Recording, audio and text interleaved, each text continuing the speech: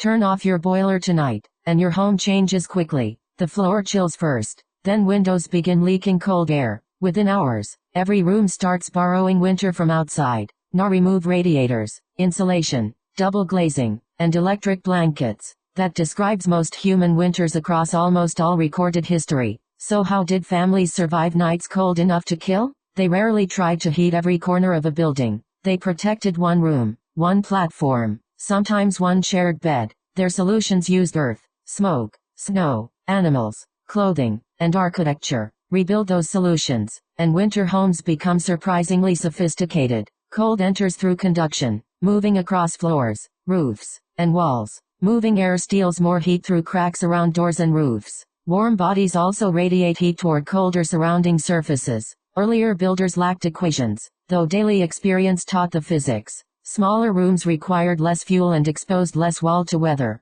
Thick earth slowed heat loss by trapping air and adding mass. Low entrances reduced drafts, while raised beds escaped the coldest floor. Then fire supplied radiant heat exactly where people gathered. Evidence for controlled fire reaches deep into the human past. At Gesher Benot Ya'aqov in Israel, burned flint marks hearth locations. The site dates to roughly 790,000 years ago. Concentrations of burnt seeds and wood suggest repeated, controlled burning. Fire offered warmth, cooked food, light, and protection from predators. Yet an open flame loses much energy into surrounding air. Wind can scatter sparks. Wet fuel smokes. Dry fuel disappears fast. Someone must collect, cut, carry, dry, and guard every load. Keeping warm began months before winter, while fuel remained accessible. A fire solved only half the problem. Shelter preserved its heat. Ice Age groups built windbreaks from poles, hides, brush, and bone. A low profile presented less surface to freezing winds.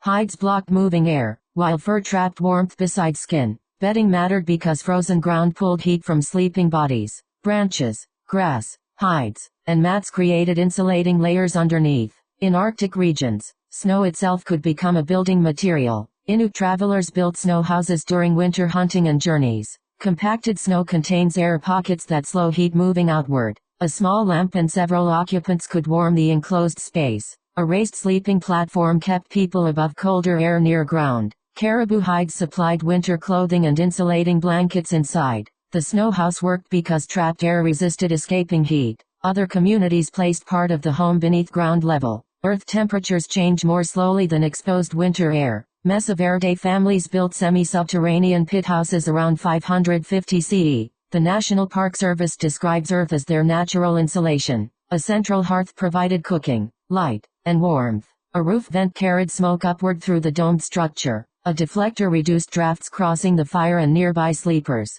Mats and feather-wrapped fiber capes added insulation around resting bodies. The same home stayed cooler during hot Colorado summers. One buried wall solved 2 seasons with no moving machinery. Above ground, longhouses concentrated many heat sources under one roof. Viking-age Danish farms centered daily life on timber longhouses. An elongated hearth burned through the middle of the main room. People cooked nearby, worked beside it, and slept along walls. Some houses kept livestock in stalls at one end. Animals produced heat, although they also produced moisture and smells. The roof had an opening, while windows and chimneys were absent. Smoke escaped slowly, leaving the interior dim and irritating. Modern research links household smoke exposure with serious lung disease. Warmth carried a health cost that archaeology cannot always measure. Dampness rotted structural posts, forcing families to repair them repeatedly. Winter survival demanded building maintenance alongside constant fuel work. Medieval Dartmoor longhouses also sheltered cattle during cold months.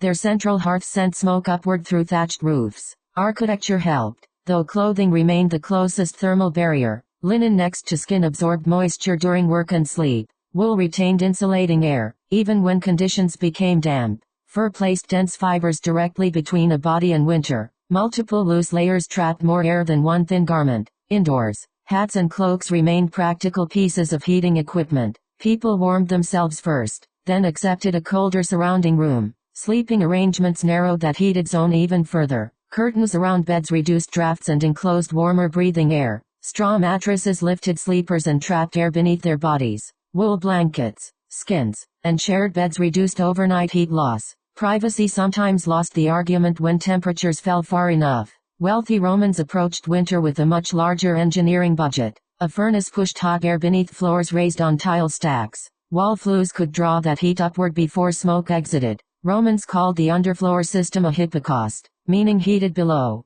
Baths used it extensively, and selected villa rooms received heating. At North Lee Villa, channels carried furnace air beneath key rooms. Hot rooms in Roman baths could reach roughly 40 degrees Celsius. That comfort required workers feeding a furnace for hours. It also consumed fuel at a scale ordinary households could rarely support. English heritage describes heated villa rooms as luxuries for prosperous owners. Most Roman residents relied on hearths, braziers, clothing, and public baths. Roman technology answered winter unevenly because money controlled access. A warm floor already carried a social class attached. On the Korean peninsula, underfloor heating developed along another path. Traditional ondol systems have archaeological roots exceeding 2,000 years. A kitchen fire sent hot gases through channels beneath stone floors. The gases warmed stone, which released heat into living rooms. Smoke continued through the passages toward an exterior chimney. Cooking and heating could share one carefully arranged fire. Warm floors encouraged sitting, eating, and sleeping close to them.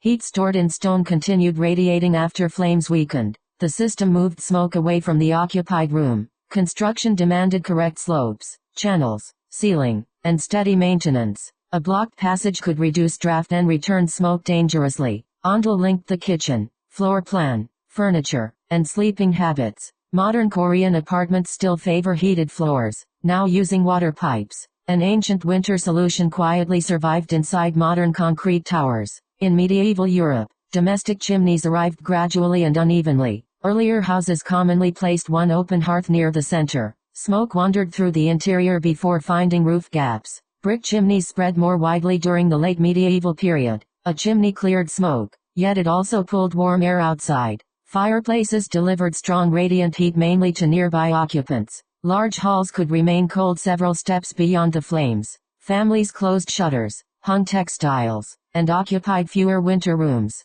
Fuel choice followed geography: wood, charcoal, peat, dung, or crop waste. Each fuel changed smoke, flame, labor, and available cooking time. A winter household managed an energy budget measured in human effort. Rich households bought labor and fuel. Poorer families endured colder rooms. Heating technology always carried questions of access, health, and risk. Across these homes, the same practical pattern keeps returning. Block moving air, insulate surfaces, then concentrate people near heat. Add thermal mass where fuel can heat it efficiently. Protect sleep with raised platforms, thick bedding, and shared space. Gather and store fuel before snow makes collection dangerous. Accept that smoke, labor, fire, and inequality accompany every method. Earlier people survived winter through systems, habits, and daily maintenance. Their rooms often remained colder than modern occupants would tolerate. Their clothing, beds, routines, and architecture compensated for that cold. Central heating shifted warmth from a local resource to background infrastructure.